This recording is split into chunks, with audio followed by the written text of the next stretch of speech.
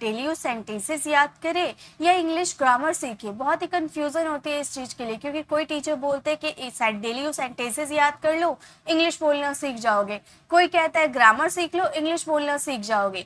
तो गाइज मैं आपको यही सजेस्ट करूंगी कि आप दोनों की बात सुनो, क्योंकि दोनों ही आप लोगों के लिए ज़रूरी है इंग्लिश बोलने के लिए, चाहे डेली यूज सेंटेंसेज हो, चाहे एडवांस इंग्लिश स्ट्रक्चर हो, चाहे वो इंग्लिश ग्रामर हो। देखिए इंग्लिश ग्रामर अगर आप नहीं सीखोगे तो आपको ये समझ में कभी नहीं आएगा कि सेंटेंसेस को फ्रेम कैसे किया जाता है, कहाँ पे कौन सी वर्ब की फॉर्म्स लगती है, सेंटेंसेस में सब्जेक्ट ऑब्जेक्ट वर्ब कहाँ रहता है, ये आप कभी सीख नहीं पाओगे। इसीलिए इंग्लिश ग्रामर सीखना बहुत ही ज़्यादा ज़रूरी है। और बात रही डेली यूज सेंटेंसेस की, तो guys normal daily use sentences आप कभी याद मत करो, आप याद करो daily use sentences advance English structure के जरिए।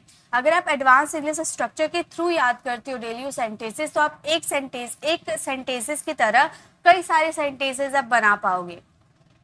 इसीलिए आपको एडवांस इंग्लिश स्ट्रक्चर के जरिए ही आपको इंग्लिश डेली यूज सेंटेंसेस याद करने चाहिए। वैसे मैंने दो कोर्सेज देकर आ चुकी हूँ, एक हमारा 15 डेज का कोर्स है, एक हमारा 10 डेज का कोर्स है एडवांस इंग्लिश स्ट्रक्चर का। आप पॉडकास्ट में देखोगे ना, वहाँ पर आपको मिल जाएगा, तो वो कोर्सेज को ज्वाइन कीजिएगा तो आपको काफ़ी हेल्प मिलेगी सेंटेंसेस को फ्रेम करने में। ये तो हमारी ग्रामर की कोर्सेज चल रही है, 60 ग्रामर रूल्स की कोर्सेज चल रही है। इससे पहले मैंने 30 डेज का कोर्स भी करवाया है, 75 डेज का भी कोर्स करवाया है, सब आपको पॉडकास्ट पे मिल जाएगा।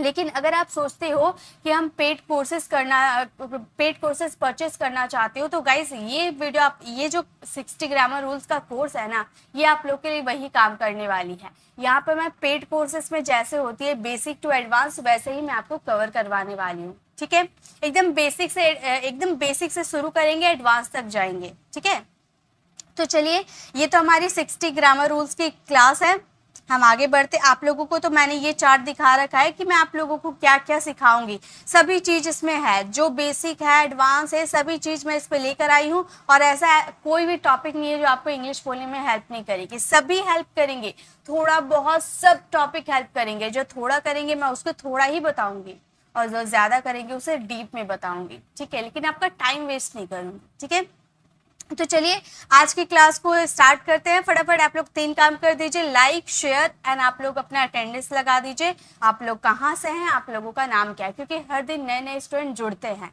तो मुझे भी पता होना चाहिए आप लोग मुझे कहाँ से देख रहे हो। ठीक है, चलिए स्टार्ट करें।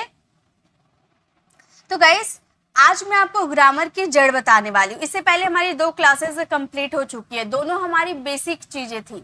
आज मैं आपको सेंटेंसेस बनाना सिखाऊंगी। सेंटेंसेस में जो आप यूज करते हो ना, सब्जेक्ट वर्ब ऑब्जेक्ट, ये होते क्या है, इसे हम डीप में आज समझने वाले हैं।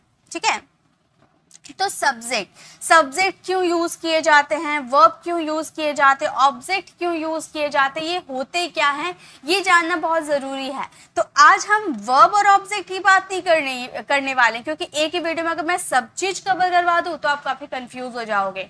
आज मैं आपको सब्जेक्ट बताऊंगी। ये सब्जेक्ट देखने में बहुत छोटा सा है ना, काफी स्टूडेंट को ये लग रहा होगा ये सब्जेक्ट बहुत आसान है, मुझे आता है, नाउन या प्रोनाउन सब्जेक्ट होता है। तो क्या सिर्फ नाउन और प्रोनाउन ही हमारे सब्जेक्ट होते हैं? जी बिल्कुल नहीं। तो यहाँ पे मैं आपको सब्जेक्ट और थोड़ा बहुत वर्ब की भी नॉलेज दे दूंगी। ठीक है, थोड़ा बहुत वर्ब की भी नॉलेज दे दूंगी। जैसे कि यहाँ पर आपको एक सेंटेंस लिखा दिख रहा होगा, Rohan is my friend, he studies very well, he helps everyone, reading novels is his hobby. मतलब रोहन मेरा दोस्त है, वो बहुत ही अच्छे से पढ़ता है, वो सभी की मदद करता है। He reading novels in his hobby, मतलब नॉवेल्स पढ़ना उसकी हॉबी है। ठीक है, तो यहाँ पे अगर मैं आपसे पूछूं सब्जेक्ट क्या है, ऑब्जेक्ट क्या है, वर्ब क्या है, तो आप बता दोगे? आप थोड़ा बहुत जानते होगे क्योंकि आपने ग्रामर सीखा है। तो आप बोलोगे रोहन हमारा सब्जेक्ट है, इज हमारा वर्ब है एंड माय फ्रेंड हमारा ऑब्जेक्ट है। जी बिल्कुल, यहाँ पे जो सब्जेक्ट, देखिए सब्जेक्ट वर्ब ऑब्जेक्ट कहाँ लगता है ये आप जरा ध्यान दीजिए। वर्ब को ध्यान दीजिएगा, वर्ब। अब वर्ब कितने टाइप के होते हैं? वर्ब तो 2 टाइप के होते हैं, हेल्पिंग वर्ब होते हैं, मेन वर्ब होते हैं। तो उससे कोई जरूरत, हेल्पिंग वर्ब और मेन वर्ब दोनों की हम बात कर रहे हैं, दोनों है तो वर्ब ही ना। तो वर्ब के पहले जो आता है वो हमारा कहलाता है सब्जेक्ट, और वर्ब के बाद जो आता है वो हमारा कहलाता है ऑब्जेक्ट। बस यही आप ध्यान दीजिएगा, वर्ब के पहले जो आता है वो होता है सब्जेक्ट, और वर्ब के बाद जो आते हैं वो हमारे होते हैं ऑब्जेक्ट। तो यहाँ पर जो आपको इस दिख रहा है, ये इज के पहले आया है रोहन, यानी कि रोहन हो गया सब्जेक्ट। इसके बाद आया है माय फ्रेंड, यानी कि माय फ्रेंड हो गया हमारा ऑब्जेक्टिव पार्ट। ठीक है, इसी तरह से ही स्टडीज वेरी वेल में अगर मैं पूछूं कि यहाँ पर सब्जेक्ट, ऑब्जेक्ट और वर्ब क्या है, तो आप कैसे पहचानोगे? आपने ये तो देख लिया कि इज में हमारा सब्जेक्ट वर्ब होता है, तो यहाँ पे वर्ब क्या है? इस सेंटेंसेस में वर्ब क्या है? तो वर्ब है हमारा स्टडीज। मैंने बोला वर्ब 2 टाइप के होते हैं, हेल्पिंग वर्ब और मेन वर्ब। तो मेन वर्ब भी तो वर्ब ही होता है ना। तो वर्ब के पहले आया है ही हमारा सब्जेक्ट हो गया, और वर्ब के बाद आया है वेरी वेल, यानी कि ये हमारा ऑब्जेक्टिव पार्ट हो गया। उसी तरह से इसमें भी वही चीज है और इसमें भी वही चीज है। हम आगे देखेंगे। अब हम ये जानते हैं कि ये सेंटेंसेस में जो सब्जेक्ट होता है ना, ये सब्जेक्ट कैसे हो सकते हैं? ये सब्जेक्ट या तो नाउन हो सकते हैं या तो प्रोनाउन हो सकते हैं, ये तो आप सभी को पता है ना। तो पहले हम नाउन की बात करते हैं, प्रोनाउन को भी इग्नोर करते हैं, प्रोनाउन अभी मैं नीचे बताऊंगी, ठीक है। तो पहले नाउन की बात करते हैं। नाउन क्या होता है? नाउन क्या होते हैं? नाउन होते हैं सिंगुलर नाउन होते हैं, प्लूरल नाउन होते हैं, ऐसे सब नाउन होते हैं ना। जैसे कि वुमन, मैंने बोला वुमन, वुमन हमारा क्या है? सिंगुलर नाउन है। अगर मैं इसका प्लूरल नाउन बताऊं तो क्या हो जाएगा? Women, woman, woman, women. Okay, pronunciation पे ध्यान दीजिएगा। मैंने डे फर्स्ट में मैंने प्रोनाउंसिएशन पे ही क्लास रखी है, तो वो जरूर देखिएगा अगर आपकी कंफ्यूजन होती है तो। अगर मैं सिंगुलर बात करूँ तो बॉय हो जाएगा, अगर बॉय का प्लूरल बनाऊं तो क्या हो जाएगा? बॉयज हो जाएगा। अगर मैं बुक का सिंगुलर बोलूँ तो बुक रहेगा, अगर प्लूरल बोलूँ तो एस लग जाएगा। जनरली सिंगुलर और प्लूरल में एस और एस लगता है, लेकिन कई सारे ऐसे हमारे सिंगुलर नाउन होते हैं जिनका प्लूरल बिल्कुल चेंज हो जाता है। फॉर एग्जांपल फादर, फादर हमारे सिंगुलर है, अगर इसका प्लूरल बनाओगे यानी कि फादर मदर एक में आपने जोड़ दिया, प्लूरल है यानी कि ज्यादा हो गए, फादर मदर सबको आपने ज्वाइन कर लिया यानी कि पेरेंट्स बन गए वो। ठीक है। राम अकेला एक सिंगल व्यक्ति है यानी कि सिंगुलर नाउन है, अगर आप इसे प्लूरल बनाना चाहते हो तो राम के साथ और एक व्यक्ति को जोड़ना पड़ेगा, तभी तो प्लूरल बन जाएगा ना। तो राम एंड रवि हो गया, प्लूरल हो गया। तो ऐसे वर्ड्स जिन जो चेंज हो जाते हैं, ठीक है, कोई कोई वर्ड्स ऐसे होते हैं जो चेंज हो जाते हैं, मैन हो गया, वुमन हो गया, फादर, राम, टूथ, ये सब जो होता है ना, ये सब चेंज हो जाते हैं, प्लूरल में चेंज हो जाते हैं। बाकी ये ध्यान दीजिएगा प्लूरल में एस और यस ही लगते हैं। ओके, तो ये तो मैंने बता दिया कि नाउन ऐसे नाउन होते हैं, ये नाउन आपका एक तरह से सब्जेक्ट होता है। तो ये सारे हमारे एक तरह से सब्जेक्ट होते हैं, ये सब्जेक्ट के रूप में काम करते हैं। अब बताते हैं कि ये जो सब्जेक्ट होता है ना, ये प्रोनाउन के रूप में भी रह सकता है। ठीक है, ये सब्जेक्ट प्रोनाउन के रूप में भी रह सकता है। प्रोनाउन मतलब जिसके, देखिए अगर मैं डीप में प्रोनाउन आपको क्लियर करवाने जाऊं तो होता है एक हमारा सब्जेक्टिव प्रोनाउन, ऑब्जेक्टिव प्रोनाउन, फिर adjective, possessive adjective, possessive pronoun, reflexive pronoun, तो बहुत सारे हमारे 5 प्रोनाउंस के टाइप हो जाएंगे। तो मैं उतना डीप में आपको नहीं लेके जा रही हूँ अभी, ठीक है, हम अभी बेसिक चीजें को कवर कर रहे हैं। तो हमारा जो सब्जेक्ट, हम तो यहाँ पर सब्जेक्ट के रूप में देख रहे हैं ना कि सब्जेक्ट के रूप में प्रोनाउन का कैसे यूज करना है, यानी कि हम सब्जेक्टिव प्रोनाउन की बात करें।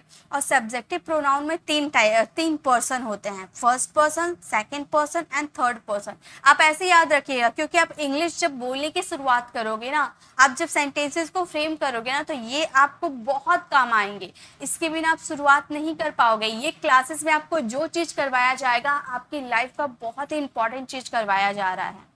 इससे आप इंग्लिश को समझ सकते हो कि आखिर इंग्लिश होता क्या है, इंग्लिश को कैसे बनाया जाता है। ठीक है, तो सब्जेक्टिव प्रोनाउन की अगर बात करें तो उसके 3 पर्सन होते हैं, first person, second person and third person. First person के सिंगुलर और प्लूरल क्या होते हैं? तो फर्स्ट पर्सन अगर आपसे कोई पूछता है कि फर्स्ट पर्सन सिंगुलर क्या होते हैं, तो आप आंख बंद करके बता सकते हो कि वो होते हैं आई।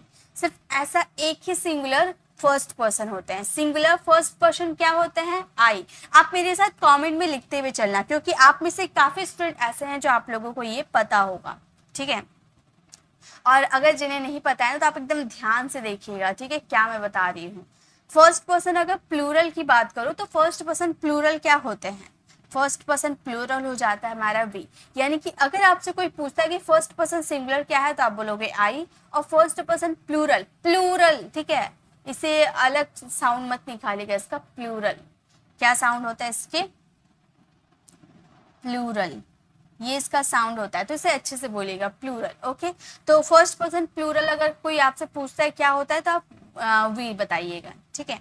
सेकंड पर्सन अगर सिंगुलर की बात करो तो सेकंड पर्सन सिंगुलर वैसे कुछ नहीं होता है, कुछ नहीं होता है। अगर प्लूरल की बात करो तो यू होता है। अगर आप चाहो तो ये फर्स्ट पर्सन सिंगुलर में भी आप यू का जिक्र कर सकते हो, लेकिन जनरली हम नहीं करते हैं, ठीक है, हम नहीं करते। क्यों नहीं करते हैं, क्योंकि हम अंडरस्टूड है। अगर देखिए ये कैसे सेकंड पर्सन जो यू है ये प्लूरल में कैसे साउंड करते हो, सिंगुलर में कैसे साउंड करते हैं। जैसे अगर हमें आगे वाले पर्सन को कहना होता है कि उठो, यानी कि एक ही व्यक्ति वहां पर आप उसे बोल रहे हो उठो, तो हम वहां पर हम एक पर्सन को बोल रहे हैं कि तुम बहुत अच्छे हो, you are a good, you are a good boy, तुम एक अच्छे लड़के हो, you are a good boy. तब एक ही लड़के की बात करें फिर भी हम यू का बोल रहे हैं। ये अगर हम सबकी बात करें कि तुम लोग बहुत अच्छे हो तो भी हम बोलेंगे यू आर गुड। यानी कि अगर आप प्लूरल की बात करो तो सिंगुलर की बात करो तो दोनों ही लगते हैं यू, और यू के साथ आर लगते हैं जो कि प्लूरल के साथ लगते हैं, इसीलिए हम इसे प्लूरल में ही काउंट करते हैं। लेकिन अगर आपसे कोई पूछता है और अगर आपसे कोई बोलता है कि सेकंड पर्सन सिंगुलर होते हैं तो आप समझ जाना कि वो यू की ही बात कर रहे हैं, और सेकंड पर्सन प्लूरल भी यू ही होते हैं, ठीक है। थर्ड पर्सन देखिए ये तो बहुत ज़्यादा काम आते हैं, हर टीचर ये बात करते हैं, मैं भी यही अपने ग्रामर में बताती हूँ। थर्ड पर्सन सिंगुलर क्या होते हैं, थर्ड पर्सन सिंगुलर क्या क्या हो सकते हैं, एक होता है ही, she, it,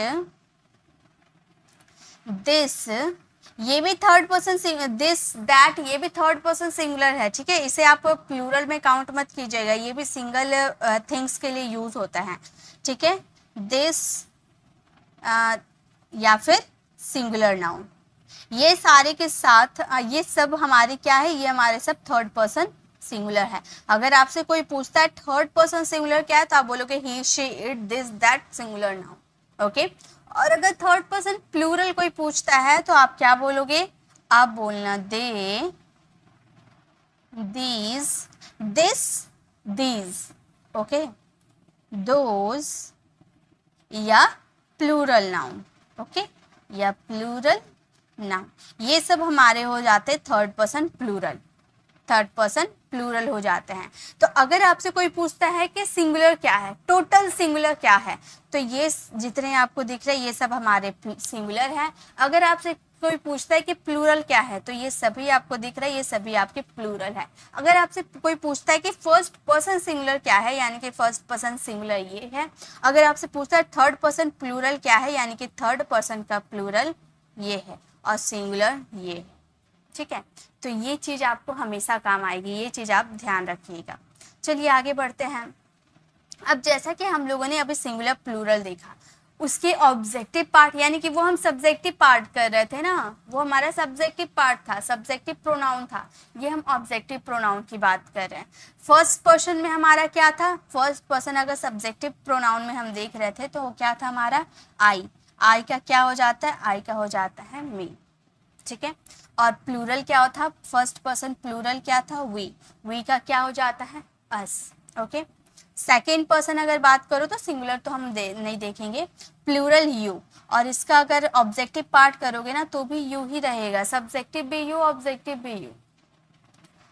third person singular का ऑब्जेक्टिव पार्ट ये है, लेकिन अगर सब्जेक्टिव पार्ट करोगे तो सब्जेक्टिव पार्ट ही का हिम होता है, शी का हर होता है, और इट का इट्स होता है।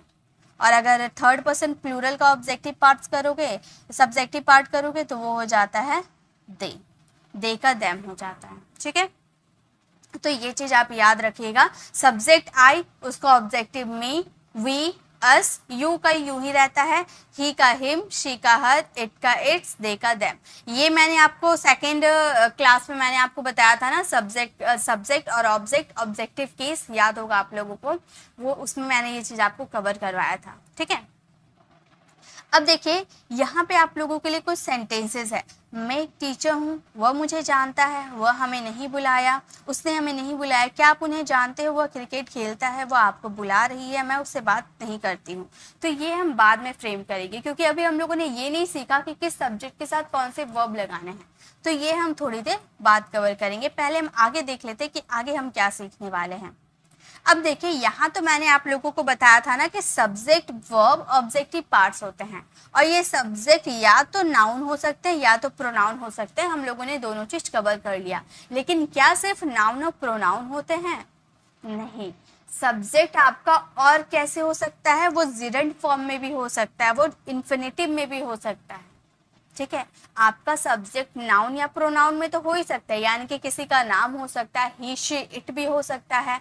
लेकिन अगर आप बात करो जिरंड, तो जिरंड फॉर्म में भी हमारा वर्ब का, जिरंड फॉर्म में भी हम सब्जेक्ट का यूज करते हैं और इन्फिनेटिव रूप में भी यूज करते हैं। एग्जाम्पल देखिए, जैसे यहाँ पर एग्जाम्पल, जिरंड फॉर्म क्या कहलाता है? वर्ब का जो फर्स्ट फॉर्म होता है ना, उसमें आईएनजी यूज कर देते हैं, वो हमारा जिरंड फॉर्म कहलाता है। और इन्फिनेटिव क्या कहलाता है? 2 + V1 होता है, वो हमारा इन्फिनेटिव होता है। ओके, एग्जाम्पल देखिए, reading novels is my hobby. तो यहाँ पर जो रीडिंग आपने यूज किया है, ये आपका क्या है? ये आपका जिरंड है। ठीक है, वर्ब का फोर्थ फॉर्म है, यानी कि जिरंड है। तो ये तो हम सब्जेक्ट के रूप में यूज किए है ना, यानी कि सब्जेक्ट आपका जो है, एक मिनट, सब्जेक्ट जो आपका है वो जिरंड फॉर्म में भी हो सकता है। Reading novels is my hobby, यानी कि मतलब हॉबी मेरी रीडिंग नॉवेल्स, यानी कि नॉवेल्स पढ़ना मेरी हॉबी है। तो यहाँ पे वर्ब का फोर्थ फॉर्म से आपने यूज किया। वर्ब का फोर्थ फॉर्म आपका जिरंड फॉर्म कहलाता है, और जिरंड फॉर्म आपने एज अ सब्जेक्ट के रूप में यूज किया। तो सब्जेक्ट आपका जिरंड भी हो सकता है और इन्फिनेटिव भी हो सकता है। तो आप ये सेंटेंसेस बोलो या ये सेंटेंस बोलो, दोनों एक ही बात है। या तो आप वर्ब का फोर्थ फॉर्म पहले लगाओ या 2 + वर्ब का फर्स्ट फॉर्म लगाओ, दोनों का मीनिंग एक ही होता है। To read novels is my hobby, मतलब नॉवेल्स पढ़ना मेरी हॉबी है। दोनों का मतलब बिल्कुल सेम है, कुछ भी अलग नहीं है। अब वर्ब का फोर्थ फॉर्म यूज करो या 2 + वर्ब का फर्स्ट फॉर्म, यानी कि इन्फिनेटिव। इसको क्या कहते हैं हम?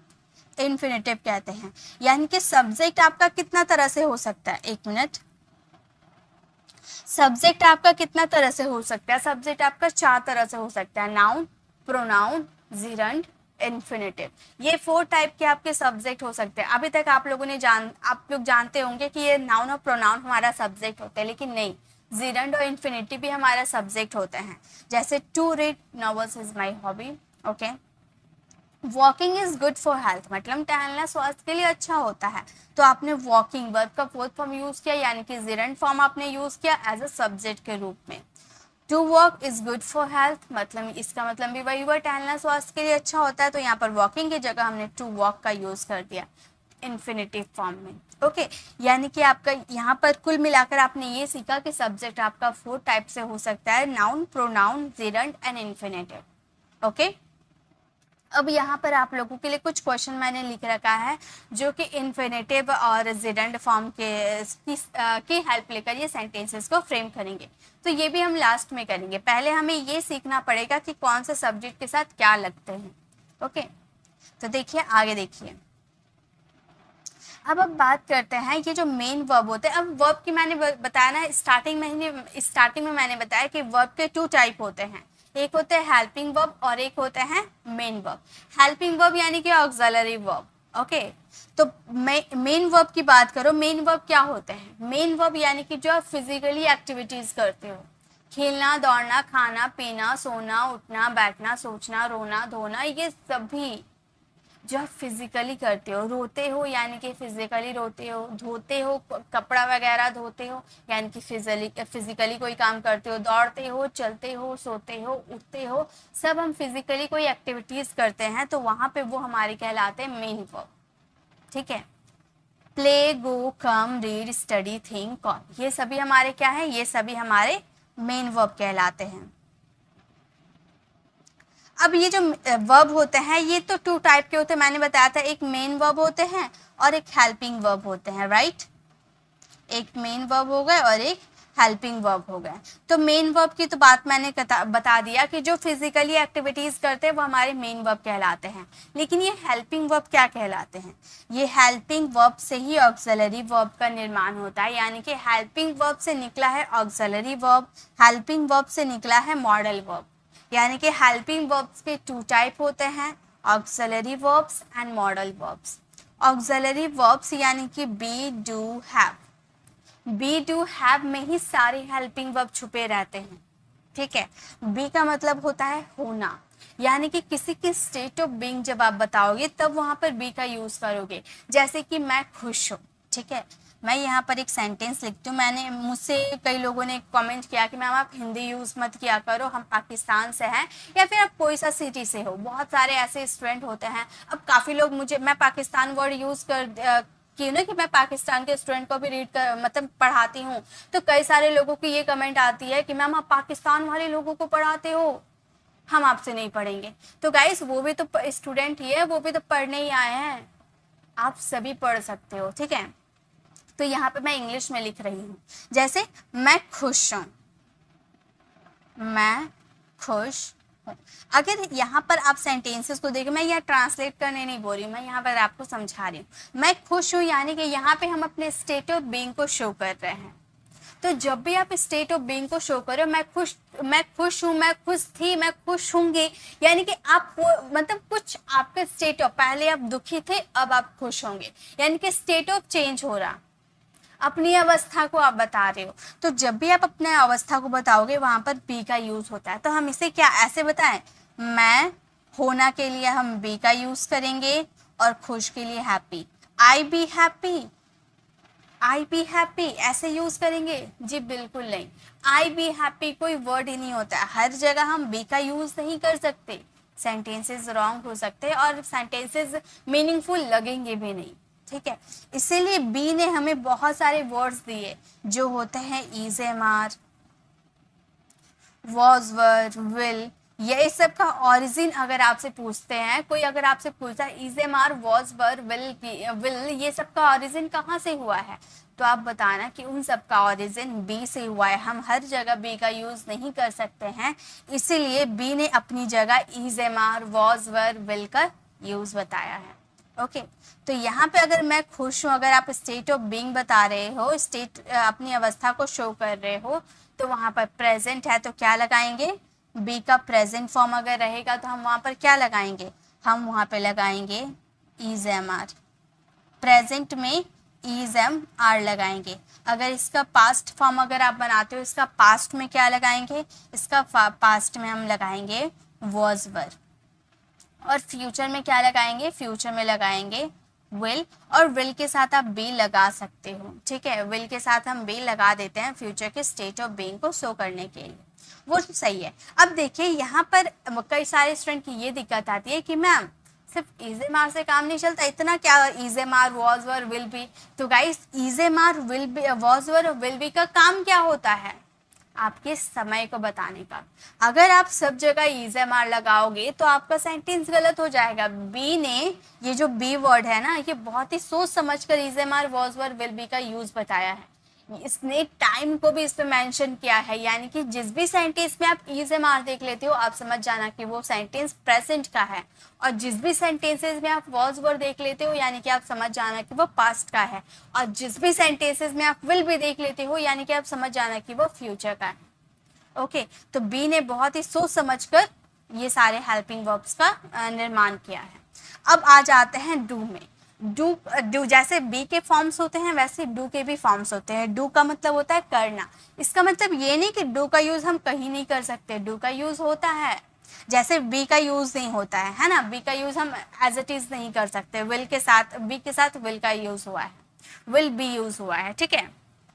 लेकिन डू का यूज हम एज इट इज कर सकते हैं। डू का मतलब करना होता है। अगर आप प्रेजेंट में यूज करोगे तो डू या डज दोनों में से किसी एक का यूज करना होगा। अब किसके साथ डू लगते हैं किसके साथ डज लगते हैं वो हम आगे कवर करेंगे, ठीक है। तो अगर डू ने प्रेजेंट फॉर्म में क्या दिया है, डू और डज दिया है, और पास्ट में क्या दिया है, पास्ट में दिया है डिड, और फ्यूचर में क्या दिया है, फ्यूचर में दिया है विल डू, विल के साथ डू। ओके तो ये अपने साथ वो अपना हेल्पिंग वर्ब्स को निकाला। अब हैव की बात करते हैं। हैव प्रेजेंट में क्या दिया, जैसे बी और डू ने निर्माण किया है, is am are was were do does का, वैसे हैव ने भी किया है। तो हैव का मतलब होता है चुका होना, या इसके और एक मीनिंग होता है पास होना। पास कोई चीज होती है यानी कि पोजीशन होती है, अधिकार होती है, उसमें भी हम हैज हैव का यूज करते हैं।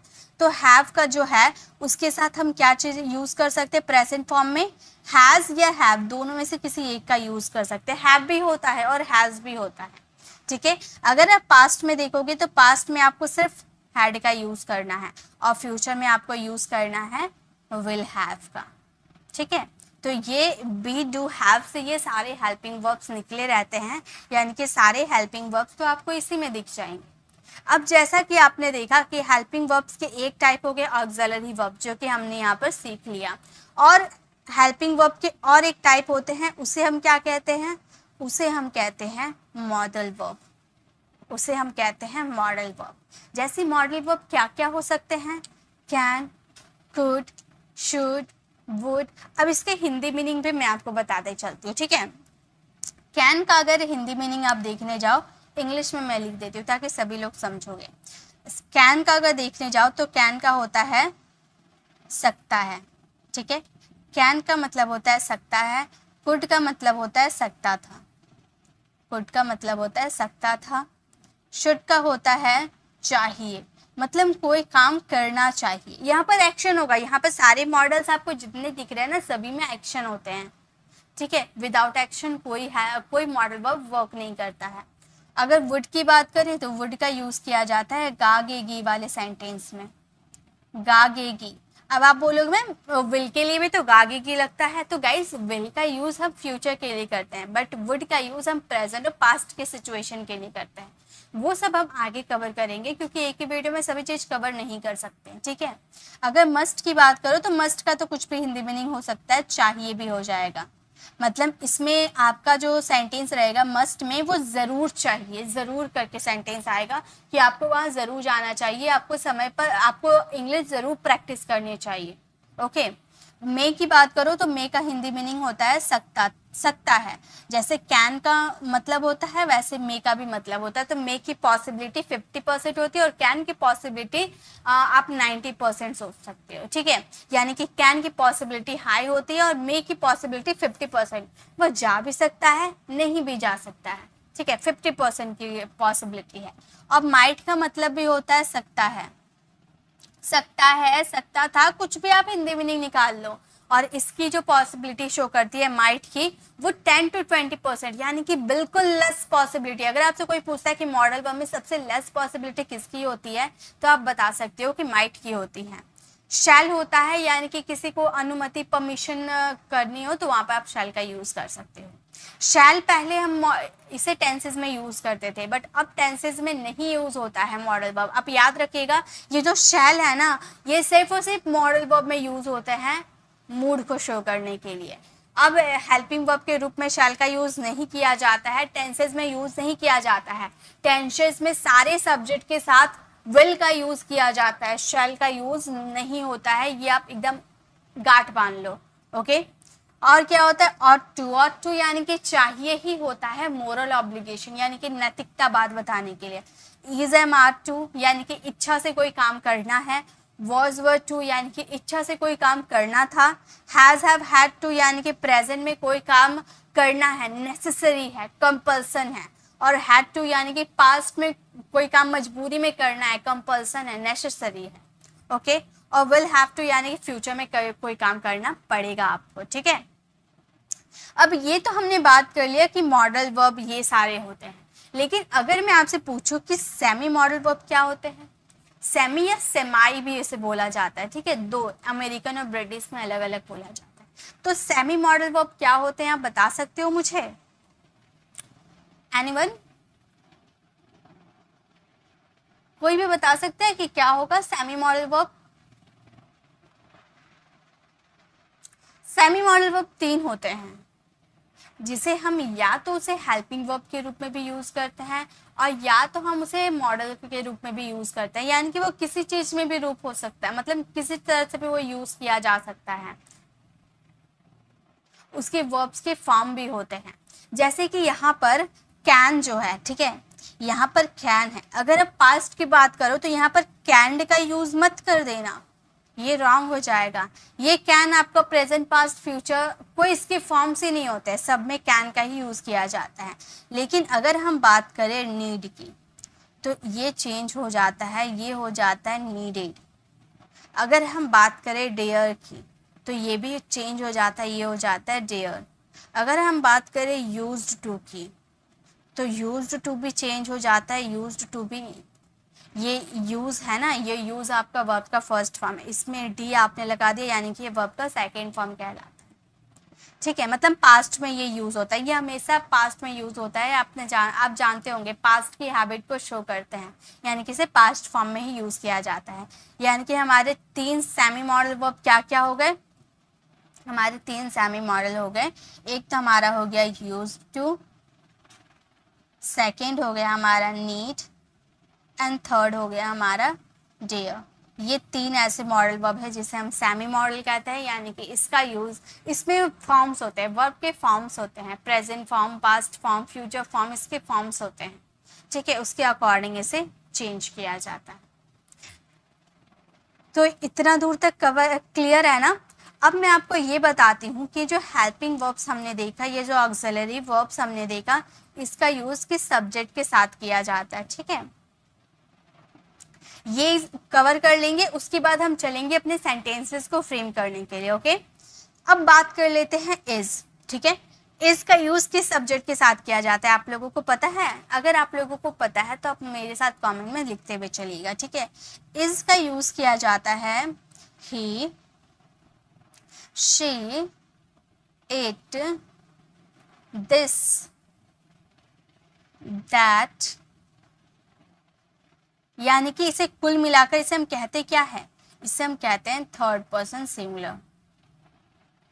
थर्ड पर्सन सिंगुलर, ये सभी को हम कहते हैं थर्ड पर्सन सिंगुलर। यानी कि ही, शी, इट, दिस, दैट, यानी कि सिंगुलर नाउन, उन सभी को हम थर्ड पर्सन सिंगुलर भी कहते हैं।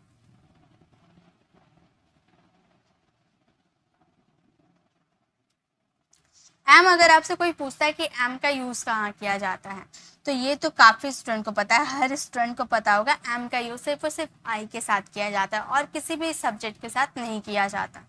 अगर आपसे कोई पूछता है यू का यूज कहाँ किया, आर का यूज कहाँ किया जाता है, तो आप क्या बताओगे? आर का यूज किया जाता है यू, वी, दे या this, these. Okay, these, those, या अगर आप इसे कह सकते हो प्लूरल नाउन। प्लूरल नाउन के साथ हम यूज करते हैं आर का। ओके, वॉज का यूज किसके साथ किया जाता है? तो गाइज अब बता देना सिंगुलर नाउन के साथ किया जाता है, ये मत बताना थर्ड पर्सन सिंगुलर के साथ किया जाता है। आप सिर्फ इतना बताना कि ये सिंगुलर के साथ किया जाता है, क्योंकि आपने नोटिस किया होगा, यहाँ पर मैं आपको बताती हूँ, यहाँ पे हम लोगों ने देखा, इससे पहले इरेज कर देती हूँ। ठीक है,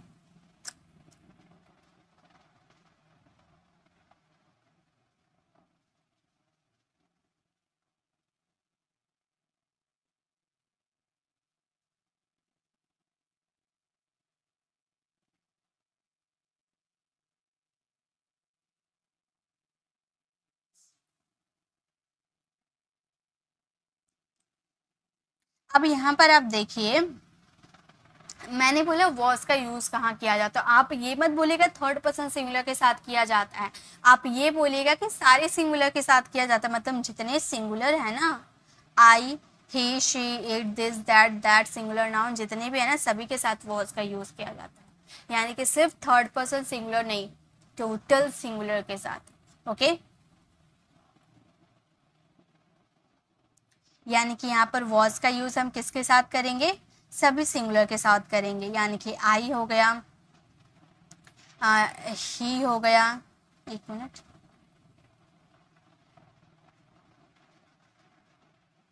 ही, शी, इट या दिस, दैट सभी होते हैं। ठीक है, या फिर singular noun.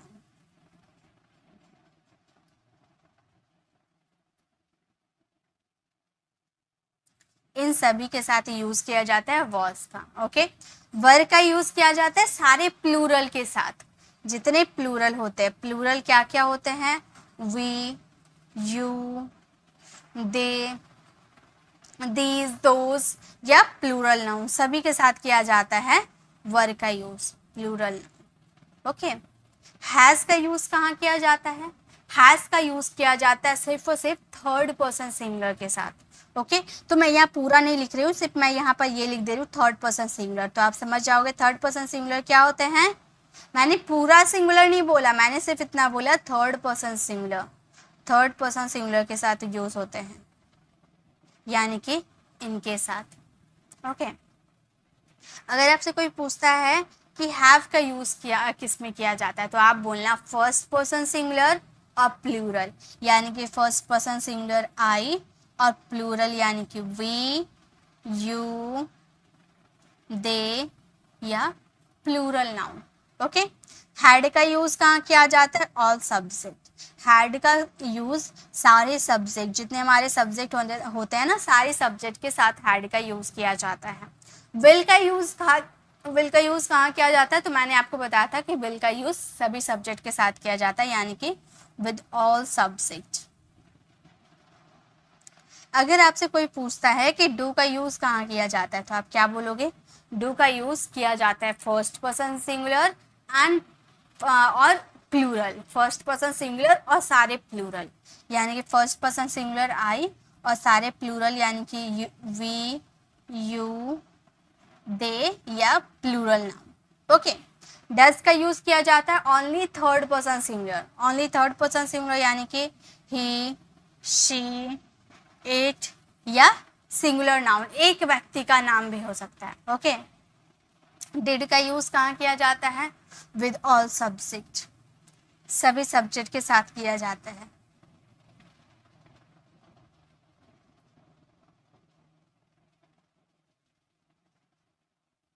With all subject, सभी सब्जेक्ट के साथ किया जाता है। ओके, तो ये तो हम लोगों ने कवर कर लिया कि कौन से हेल्पिंग वर्ब के साथ कौन से सब्जेक्ट लगते हैं। ठीक है, अब मैंने आप लोगों के लिए जो सेंटेंस लिख रखा है उसे पहले हम लोग फ्रेम कर लेते हैं, ताकि हम लोगों को और अच्छे से नॉलेज हो जाए, क्योंकि हम लोगों को ये तो पता चल गया ना कि कौन से सब्जेक्ट के साथ कौन से वर्ब लगती है। जैसे फर्स्ट है मैं एक टीचर हूँ, अगर हम इसे फ्रेम करते हैं तो हमारा ये सेंटेंस कैसे होगा?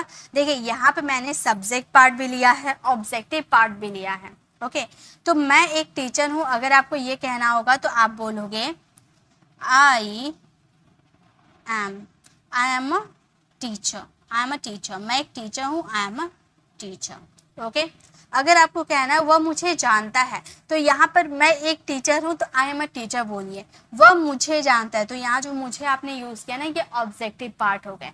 वह यानी कि किसी बॉय की बात करें तो ही का यूज़ करेंगे, हम बोलेंगे वह मुझे जानता है, he knows me, sorry knows, he knows me, वह मुझे जानता है। तो यहाँ पे आपने जो मी का यूज़ किया है ये हमारा क्या हो गया? ऑब्जेक्टिव पार्ट हो गया, ये हमारा ऑब्जेक्टिव पार्ट है। ठीक है, नेक्स्ट है उसने मुझे नहीं बुलाया, उसने मुझे नहीं बुलाया, यहाँ पे मुझे यानी कि ऑब्जेक्टिव पार्ट है, उसने मुझे नहीं बुलाया, उसने हमें नहीं बुलाया, हमें है। ठीक है, तो हम बोलेंगे he didn't call us,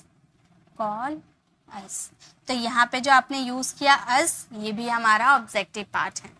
क्या आप उन्हें जानते हो? क्या आप उन्हें जानते हो? तो आप क्या बोलोगे? Do you know him, do you know them, क्या आप उन्हें जानते हो? Do you know them. तो यहाँ पर आप देख रहे होगे एक सब्जेक्ट का यूज किया गया, एक ऑब्जेक्ट का यूज किया गया। यहाँ पर जो यू है ये हमारा सब्जेक्ट है, यहाँ पर जो देम है ये हमारा ऑब्जेक्ट पार्ट है। ओके, नेक्स्ट है वह क्रिकेट खेलता है, वह क्रिकेट खेलता है, तो हम बोलेंगे ही प्लेज क्रिकेट। अगर मैं आपसे ये पूछती हूँ कि यहाँ पे सब्जेक्ट पार्ट क्या है, ऑब्जेक्ट पार्ट क्या है, तो आप बता सकते हो? जी बिल्कुल बता सकते हो। आपने स्टार्टिंग में ही देखा कि जो वर्ब होता है, चाहे वो हेल्पिंग वर्ब हो या मेन वर्ब हो, जो वर्ब होता है उसके पहले आने वाला होता है सब्जेक्ट पार्ट, उसके बाद आने वाला हो जाए ऑब्जेक्टिव पार्ट। यानी कि ही हो गया हमारा सब्जेक्ट, प्लेस तो हमारा वर्ब है, एंड क्रिकेट हो गया हमारा ऑब्जेक्ट। ओके, तो हम लोगों ने यही तो आज की इस वीडियो में सीखा है कि सब्जेक्टिव पार्ट क्या होता है, ऑब्जेक्टिव पार्ट क्या होता है। ठीक है, वह आपको बुला रही है, वह आपको बुला रही है, तो हम बोलेंगे she is calling you, she is calling you, वह आपको बुला रही है। तो यहाँ भी दो का यूज किया गया है, यहाँ पर शी जो है वो सब्जेक्ट पार्ट है और यू जो है वो ऑब्जेक्ट पार्ट है। ओके, मैं उससे बात नहीं करती हूँ, मैं उससे बात नहीं करती हूँ, तो हम बोलेंगे I don't talk to him, I don't talk to him, मैं उसे नहीं जानती हूँ, मैं उससे बात नहीं करती हूँ, I don't talk to him. Okay, तो इस तरह से हम लोगों ने, ये मैंने अभी बताया नहीं कि यहाँ पर कौन से टेंसेस लगे हैं, कौन से ग्रामर रूल लगे हैं, मैंने ये नहीं बताया। मैंने बस इतना मैं आप लोगों को बताना चाहती हूँ कि सब्जेक्ट ऑब्जेक्ट कहाँ होते हैं और ऑब्जेक्टिव पार्ट कहाँ लगते हैं, सब्जेक्टिव पार्ट कहाँ लगते हैं। बस मैं आपको ये चीज़ कवर करवा रही थी, बाकी ग्रामर रूल तो हम आगे सीखने ही वाले हैं, ये बस हम लोगों ने थोड़ी प्रैक्टिस करके देख लिया। ओके, चलिए अब यहाँ पर कुछ सेंटेंसेस थी। यहाँ पे हम लोगों ने क्या सीखा था, यहाँ पर हम लोगों ने सीखा था कि जिरंड फॉर्म में भी हमारा जो है सब्जेक्ट आता है ना, जिरंड फॉर्म में भी आता है। तो हम वही सीखने वाले कि जिरंड फॉर्म में सब्जेक्ट के रूप में कैसे आते हैं।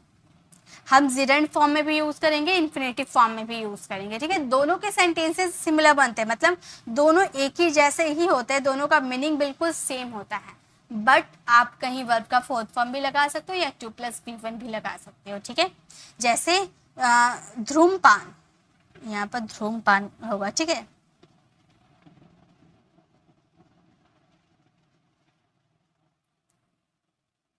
इसे मैं अच्छे से लिख देती हूँ।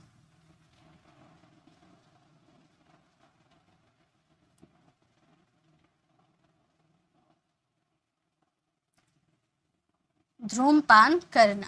ओके, धूम्रपान करना स्वास्थ्य के लिए खतरनाक है, धूम्रपान करना स्वास्थ्य के लिए खतरनाक है। अगर इसे आप फ्रेम करोगे तो आप कैसे बोलोगे, तो यहाँ पे पहले एक्शन जो हो रहा है उसे हम देखेंगे। ठीक है, क्या एक्शन हो रहा है, धूम्रपान करने का एक्शन हो रहा है, यानी कि स्मोकिंग है ना। तो हम बोलेंगे smoking is injurious to health. तो यहाँ पे आपने एक चीज नोटिस किया, यहाँ पे अगर मैं आपसे पूछूं कि सब्जेक्ट क्या है ऑब्जेक्ट क्या है, तो आप बता दोगे कि सब्जेक्ट हेल्पिंग वर्ब के पहले आया हुआ सब्जेक्ट यानी कि स्मोकिंग हमारा सब्जेक्ट है और हेल्पिंग वर्ब के बाद आने वाला हमारा ऑब्जेक्ट। ओके, नेक्स्ट है प्रतिदिन कम से कम 7 घंटा सोना अच्छे स्वास्थ्य के लिए आवश्यक है। प्रतिदिन 7 घंटा सोना अच्छे स्वास्थ्य के लिए आवश्यक है। तो यहाँ पर क्या चीज काम हो रहा है, सोने का एक्शन हो रहा है, यानी कि यहाँ पर टू स्लीप का भी तो यूज कर सकते हैं, स्लीपिंग आप यहाँ पर यूज कर सकते हो, कोई दिक्कत नहीं है, स्लीपिंग हम यूज कर सकते हैं, नहीं तो हम यहाँ पर टू स्लीप का भी यूज कर सकते हैं। ओके, टू स्लीप का भी यूज कर सकते हैं। हम बोलेंगे to sleep at least 7 hours a day is necessary, मतलब आवश्यक है, यानी कि नेसेसरी है।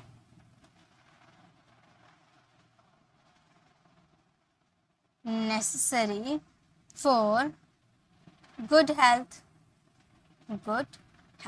मतलब प्रतिदिन 7 घंटा सोना अच्छे स्वास्थ्य के लिए आवश्यक है। To sleep at least 7 hours a day is necessary for good health। Okay, next है शराब पीना बुरी लत है। तो ये शराब पीना यानी कि ड्रिंकिंग हो सकता है, हमारा ड्रिंकिंग यूज कर सकते हैं। हम बोलेंगे drinking wine is a bad habit, मतलब शराब पीना बुरी लत है, drinking wine is a bad habit. धारा प्रवाह अंग्रेजी बोलना समय की मांग है। आजकल सभी को धारा प्रवाह अंग्रेजी बोलना आना चाहिए, यानी कि फ्लुएंट इंग्लिश बोलना आना चाहिए। तो आजकल धारा प्रवाह मतलब धारा प्रवाह अंग्रेजी बोलना समय की मांग है। इसे अगर आपको फ्रेम करना तो आप क्या बोलोगे, आप बोलना स्पीकिंग या टू स्पीक भी यूज़ कर सकते थे, ठीक है। Speaking fluent English, speaking fluent English is demand of the time, of the time, मतलब धारा प्रवाह अंग्रेजी बोलना समय की मांग है। Speaking fluent English is demand of the time. दौड़ना स्वास्थ्य के लिए अच्छा है, ये सेंटेंसेस आप फ्रेम कीजिएगा। आप टू रन का भी यूज़ कर सकते हो या रनिंग का भी यूज़ कर सकते हो, दोनों में से आप किसी चीज़ का भी यूज़ कर सकते हो, एज योर विश। ओके, तो ये सेंटेंसेस आप फ्रेम कीजिएगा और इसका आंसर कमेंट सेक्शन में दीजिएगा। देखिए चैट सेक्शन में आप लोग देते हो तो मैं अच्छे से पढ़ नहीं पाती हूँ। ओके, तो आप इसे कमेंट सेक्शन में आप इसे आप फ्रेम करके कमेंट सेक्शन में इसका आंसर दीजिएगा, ताकि अगर कुछ रॉन्ग होते हैं तो मैं उसे करेक्ट कर दूंगी, अगर सही होता है तो मैं सही भी बता दूंगी। ओके, तो आज की क्लास हमारी बस यहीं तक रही है। हम लोगों ने क्या सीखा यहाँ पर? हम लोगों ने ये सीखा कि सब्जेक्ट ऑब्जेक्ट होते क्या है ना। हम लोगों ने ये सीखा। आज हमारा डे 3 है। ओके, आज है हमारा डे 3। तो अगर आपने डे 1 डे 2 नहीं देखा है तो वो ज़रूर देख लीजिएगा। आज है हमारा डे 3, ठीक है। डे 1 डे 2 हम लोगों ने कवर कर लिया। हम एकदम बेसिक टू एडवांस जा रहे हैं, यानी कि हम बिल्कुल बेसिक से शुरुआत करें। पहले हम लोगों ने प्रोनाउंसिएशन पे काम किया, उसके बाद हम लोगों ने कुछ एकदम छोटे छोटे सेंटेंसेस बनाना सीखा जिसके ज़रिए हम इंग्लिश बोल सके। उनमें सब्जेक्ट ऑब्जेक्ट वर्ब की ज़रूरत नहीं पड़ती है। ओके, वो सिंपली हमारे बनते हैं। एंड थर्ड, मैंने ये सब्जेक्ट वर्ब ऑब्जेक्ट बताया, ये इसीलिए ज़रूरी है क्योंकि अब से आपको सेंटेंसेस फ्रेम करने हैं, और सेंटेंस फ्रेम करने हैं यानी कि आपको ये चीज़ की नॉलेज होनी ज़रूरी है। इसलिए आज मैंने आज की इस वीडियो में आपको ये करवाया। तो आज की क्लास आप लोगों को कैसे लगी, आप लोगों के लिए कैसे यूज़फुल रही, कमेंट में ज़रूर बताइएगा। गाइज अगर अच्छी लगी तो लाइक कीजिएगा, अपने फ्रेंड जितने भी रिलेटिव से कम एटलीस्ट 3 पीपल्स को भी तो सेंड कीजिए, ताकि उनसे कहिए कि वो आगे शेयर करें। इस तरीके से आगे शेयर करते जाएंगे तो हमारी जो ये वीडियो है, जो पेड कोर्सेज में आप 699 या फिर 999 के कोर्स को आप परचेस करते हो, वो सारे कोर्सेज, वो सारी फैसिलिटीज़ मैं आपको अपनी लाइव क्लासेस दूंगी, वो भी फ्री दूंगी। PDF आपको पर डे मिल जाती है, ठीक है। डे सेकेंड का तो मैंने आप लोगों से शेयर किया था ना, नोट्स भी मैंने शेयर किया था टेलीग्राम पर। तो अगर आपने अभी तक नोट्स नहीं देखा तो उसे ज़रूर देखिएगा टेलीग्राम पर। उस नोट्स को आप लोगों को उसे फ्रेम करना है, उसमें कुछ सेंटेंसेस मैंने लिख रखा है जो मैंने डे सेकेंड में करवाया था, तो वो मैंने आपको होमवर्क के लिए मैंने टेलीग्राम पर शेयर कर दिया है। उसे फ्रेम करके आप मुझे कमेंट में आके उसका आंसर दीजिएगा। ओके, तो उसे ज़रूर शेयर कीजिएगा। पर डे की आपको नोट्स में मिल जाएगी, बीच बीच में मैं आप लोगों का टेस्ट लूँगी। अभी तो हम शुरुआत कर रहे हैं, कुछ सीख जाए तो फिर मैं आप लोगों का लाइव टेस्ट भी लूँगी। ओके, तो ये क्लास कैसे लगी, अच्छी लगी तो लाइक कीजिएगा, अपने फैमिली फ्रेंड्स को ज़रूर शेयर कीजिएगा। और गाइस अगर आप मेरे चैनल पर नए हो, मेरे पढ़ाने का तरीका आपको पसंद आया तो सब्सक्राइब कराने वाले बेल आइकन को ज़रूर प्रेस कीजिएगा, ताकि रोज़ आने वाली वीडियोस की नोटिफिकेशन आपको समय पर मिलती रहेगी। So I will see you in the next video. Till then bye bye, take care.